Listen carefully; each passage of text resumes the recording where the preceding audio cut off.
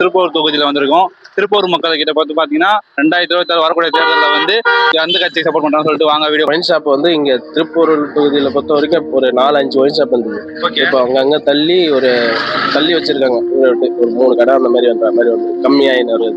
மகளிர் உரிமை திட்டம், அதுக்கப்புறம் விடியல் பேருந்து, அதுக்கப்புறம் வந்து காலை உணவு திட்டம், அதுவும் காலேஜ் படிக்கிறவங்களுக்கு லேப்டாப். விஜய் கட்சிக்கு போட போறேன்.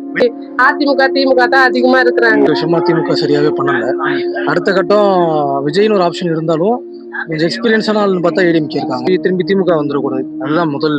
இங்க யார் ஜெயிப்பா நினைக்கிறீங்க? இங்க வந்து டிஎம்கே தான்.